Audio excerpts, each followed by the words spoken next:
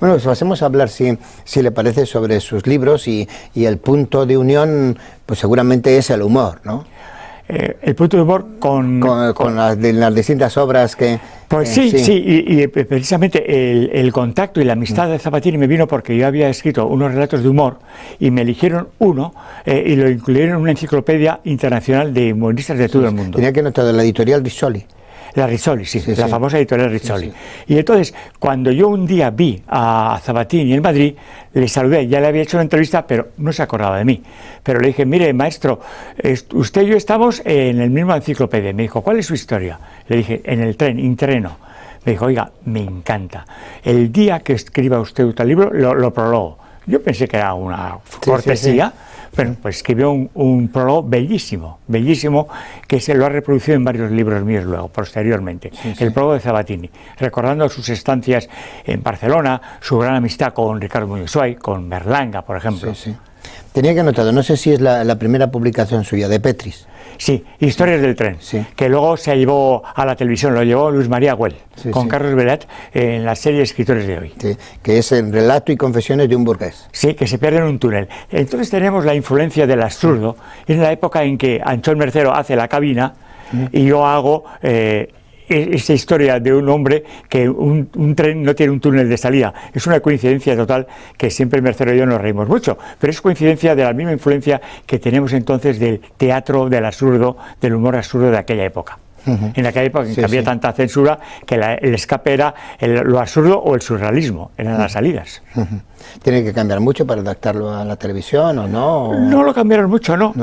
Ahora mismo me han llevado otra obra en Portugal, en Oporto, la universidad me ha llevado Historias para burgueses. Otra de mis obras me la ha llevado el año pasado al teatro. Esta también se hizo en teatro con... Sí, Jaime Azpilicueta. Lo representó en Donosti y lo quiso llevar a un festival internacional en Alemania. Creo que lo llevó con la compañía de aficionados, como entonces se llamaban, de universitarios, a algún concurso internacional. Luego Jaime Azpilicueta nos hemos reencontrado en Madrid, donde él ha hecho una carrera espectacular, claro. De Historia de burgueses, entonces. Ya tengo anotado el 71 ya. Sí, Historias para burgueses también ha sido llevado al teatro, como le decía, ahora en Portugal. Sí, y va de...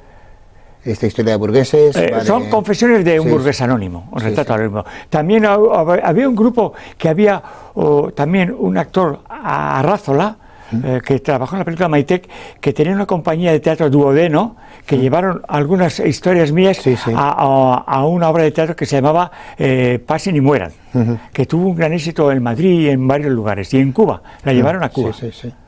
Y yendo avanzando así en sus publicaciones, en el 75 ya, aquello de las florecillas. Las florecillas para ciudadanos respetuosos con la ley. Con la ley, ¿no? Sí, esos eran relatos. Relatos muy cortos que también publicaba en Hermano Lobo, en aquella mítica, aquí que reunieron todos los humoristas gráficos y literarios en aquella revista Hermano Lobo.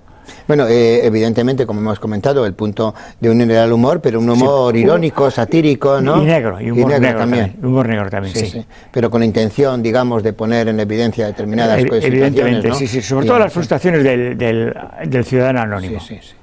No sé si todos nuestros espectadores sitúan la revista Hermano Lobo, pero viene detrás de la Codorniz, ¿no? Por una serie de... Bueno, en aquella época de la Codorniz, digamos que se decía la revista del régimen, la dirigía Álvaro de la Iglesia, que al fin de cuentas era donostiara, aunque por coincidencia, eran donostiaras del verano, que nacían durante el verano en las vacaciones. Y luego estaba Hermano Lobo, que se consideraba más abierta, más liberal, por decir ahora en los términos más progre.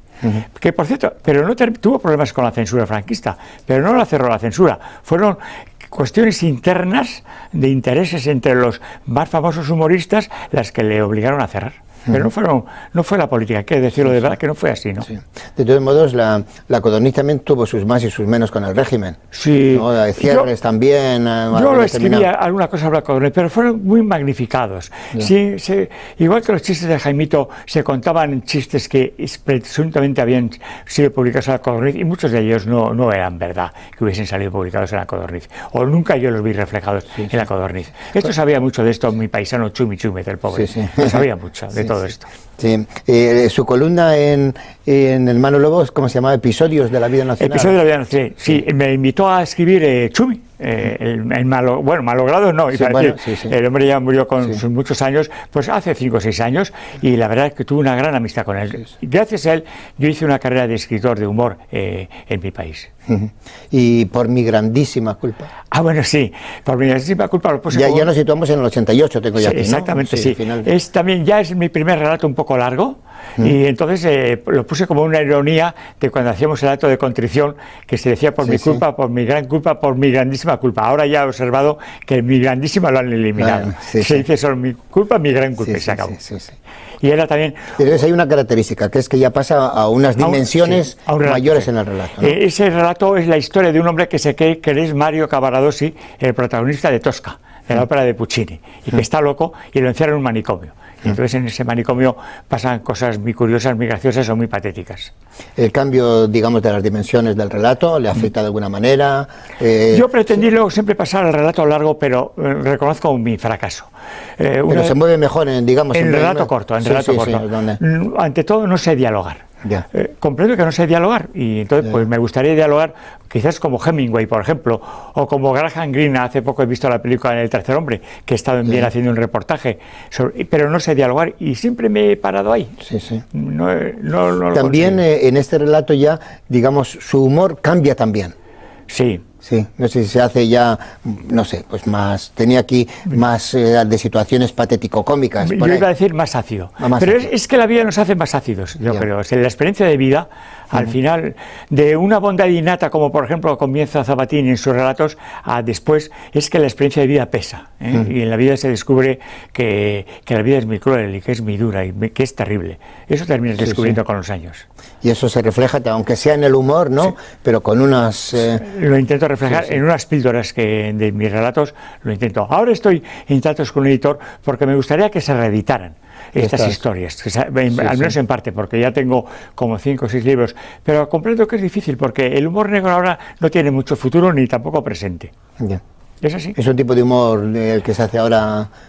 Muy distinto. Es que además ocurre que mi humor ya no es políticamente correcto, y entonces eso también, lo políticamente correcto para mí es una de las invenciones más penosas y negativas de la vida. Es una especie de censura mental que nos impide muchas veces la creatividad. No sé si tiene opinión buena sobre el humor que se hace ahora.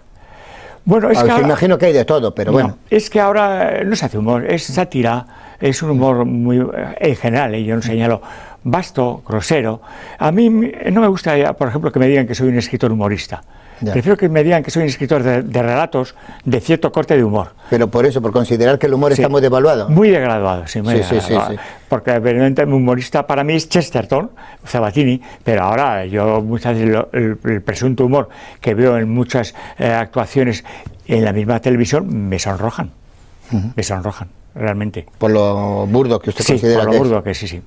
Por lo vasto y por lo grosero. Y poco elegante en ese sentido, poco inteligente más que... Sí, bueno, elegante también se puede ser de cualquier manera, pero no, es que ya le digo, me da vergüenza decir soy humorista. No, yo no pretendo ser humorista. Escribo unos relatos y para mí el arma mía es la ironía.